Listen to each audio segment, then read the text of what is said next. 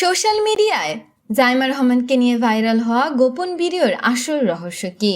আসলেই কি ক্যামেরায় ধরা পড়েছেন বিএনপির ভবিষ্যতের এই নেত্রী, নাকি এর পেছনে রয়েছে অন্য কোনো গভীর ষড়যন্ত্র? সত্যটা জানলে আপনিও অবাক হবেন। বিস্তারিত জানতে ভিডিওটি শেষ পর্যন্ত দেখুন। বাংলাদেশ জাতীয়বাদী দল বা বিএনপির ভারপ্রাপ্ত চেয়ারম্যান তারেক রহমান এবং ডক্টর জুবাইদা রহমানের একমাত্র কন্যা ব্যারিস্টার জাইমা রহমান 1995 সালের 26 অক্টোবর ঢাকায় এক সম্ভ্রান্ত রাজনৈতিক পরিবারে তার জন্ম। তার দাদা ছিলেন মহান স্বাধীনতার ঘোষক ও সাবেক রাষ্ট্রপতি শহীদ জিয়াউর রহমান এবং দাদি বাংলাদেশের প্রথম নারী প্রধানমন্ত্রী বেগম খালেদা জিয়া। এমনকি তার নানা মাহবুব আলী খানও ছিলেন সাবেক নৌবাহিনীর প্রধান। জাইমা রহমানের শৈশবের অনেকটা সময় কেটেছে ঢাকা সেনানিবাসের মইনুর রোডের বাসভবনে তার প্রিয় দাদির সান্নিধ্য। তবে 2008 সালে রাজনৈতিক পরিবর্তনের পর তিনি বাবা মায়ের সাথে লন্ডনে পাড়ি জমান এবং দীর্ঘ 17 বছর সেখানে প্রবাস জীবন কাটান।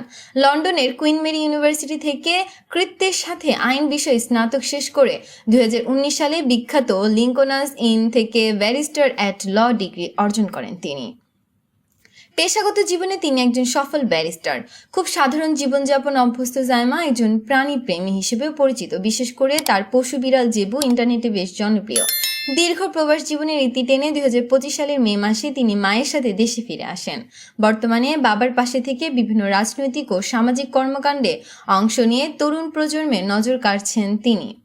অনেকে মনে করছেন আগামী বাংলাদেশে বিএনপি নেতৃত্বে বড় কোনো ভূমিকায় দেখা যেতে পারে জাইমা রহমানকে।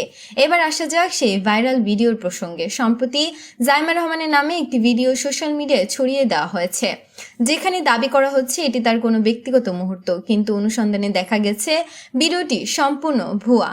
এটি আধুনিক কৃত্রিম বুদ্ধিমত্তা বা এআই প্রযুক্তি ব্যবহার করে তৈরি করা একটি ডিপ ফেক ভিডিও। তথ্য যাচাইকারী প্রতিষ্ঠানগুলো নিশ্চিত করেছে যে প্রায় 9 বছরের পুরনো একটি সম্পর্কহীন ভিডিওতে জাইমা রহমানের মুখ বসিয়ে তাকে রাজনৈতিক ও সামাজিকভাবে হেয় করার চেষ্টা চালানো হয়েছে। এটি একটি পরিকল্পিত অপপ্রচার ছাড়া আর কিছুই নয়। প্রিয় দর্শক, প্রযুক্তির অপব্যবহার করে এভাবে কাউকে ব্যক্তিগতভাবে আক্রমণ করাকে আপনারা কিভাবে দেখছেন? আর জাইমা রহমানের রাজনীতিতে আসা নিয়ে আপনাদের মতামত কি?